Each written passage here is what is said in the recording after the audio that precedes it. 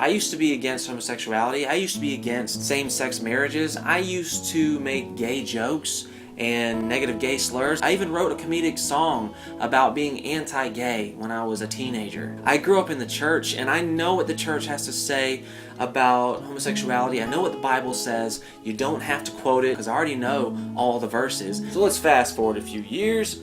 When I was 18, I moved to New York. And I remember the very first gay guy that I met lived on the same hallway as me. And he would sob as he was telling me stories because he was ridiculed and he was literally beaten up by other guys. He felt alone, he felt hated. He actually started to change my way of thinking. Let's fast forward a little bit more. I moved to LA, and in Los Angeles, I became buddies with this other guy who was like a hardcore Christian, really nice guy, but he struggled with being attracted to other guys. And this guy would also sit there and cry in front of me because he didn't want to feel those things. He didn't want to feel anything for other guys. You think that you're acting in your faith, and that's your right, but by doing that, you are spreading hate and a negative outlook on a group of people that don't choose to be what they are. So regardless if you think you're doing the right thing, if you think you're doing something out of love, out of what the Bible says, or out of what your culture says, you're wrong. It's not out of love. That is not love.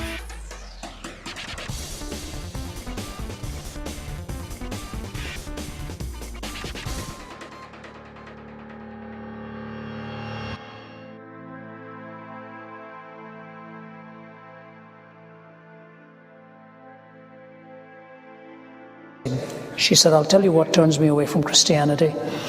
She said, you people will talk against racism an awful lot, and I respect that, but then when it comes to the homosexual, you discriminate against the homosexual. She said, I see that double standard. I said, before I answer you, I notice a very interesting way in which you phrased your question. The first part of the question, you were phrasing it about an idea, racism.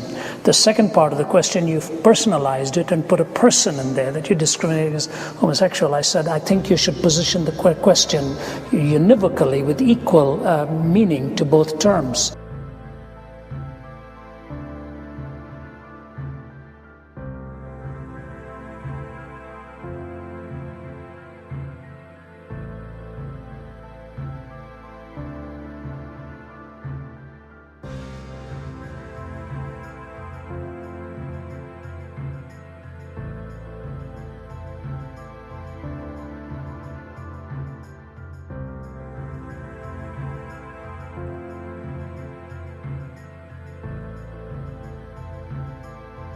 I said, having said that, let me ask you a question and then I'll answer yours. I said, the reason we are against racism is because a person's race is sacred. One's ethnicity is sacred. You cannot violate it. I said, my race is sacred, your race is sacred, I dare not violate it. I said, the reason we react against the issue of homosexuality the way we do is because sexuality is sacred too. You cannot violate it. I said, so my question to you is, how do you treat sacred one and desacralize the other? If you will answer that, I will be glad to answer you then. She was silent and she said, I've never thought of it in those terms. Sex is a sacred gift of God. I can no longer justify an aberration of it in somebody else's life, then I can justify my proclivities to go beyond my marital boundaries.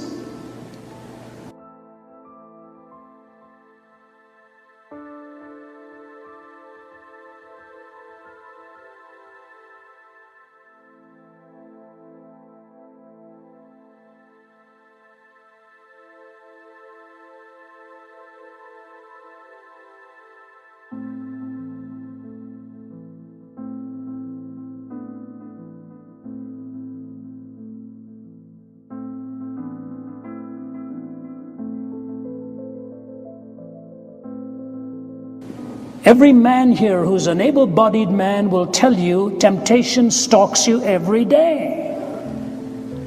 Does it have anything to do with your love for your spouse? Probably not, because you can love your spouse with 100% desire to love the person, but the human body reacts to the sight, entertained by the imagination, and gives you all kinds of false hints that stolen waters are going to be sweeter. They are not. They leave you emptier. So a disposition or a proclivity does not justify expressing that disposition and that proclivity. That goes across the board for all sexuality.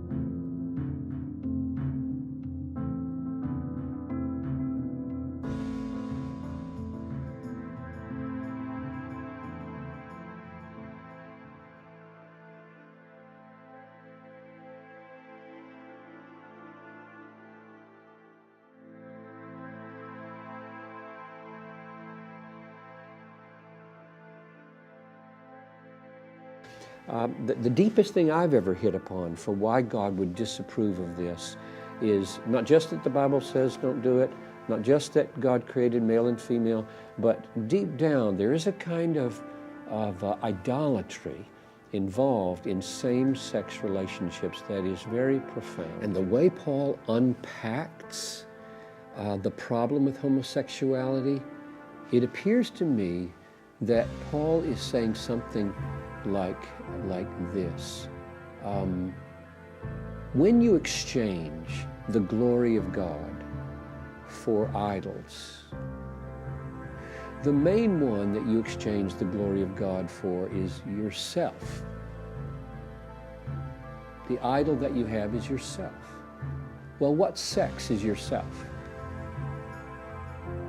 Your sex is your sex self. My self is male. If you're a woman watching this, your sex is female. And he seems to draw out the fact that in exchanging God for our most cherished idol, which is usually self, we are prone to fall in love with the same sex. So, implication, same-sex attraction is a dysfunctional form of idolatry.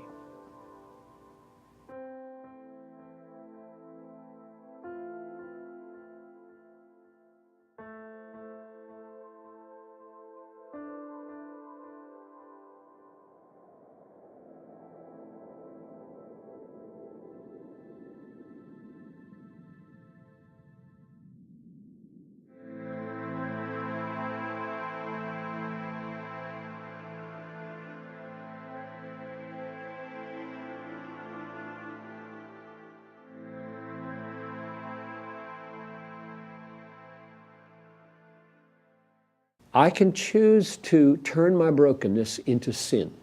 So I don't think it's sin to be broken. It's the result of sin to be broken.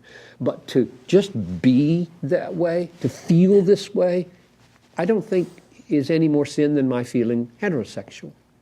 It's unnatural, it's broken, but now I have the choice with my heterosexuality to make it sin or to make it holy. A person who wrestles with homosexual temptations, desires, has the same choice. To sin with it or to be chaste and to seek to overcome and to move into something more God-appointed. I think John Piper's personality is broken. I could give you specifics, but they would have to do with anger.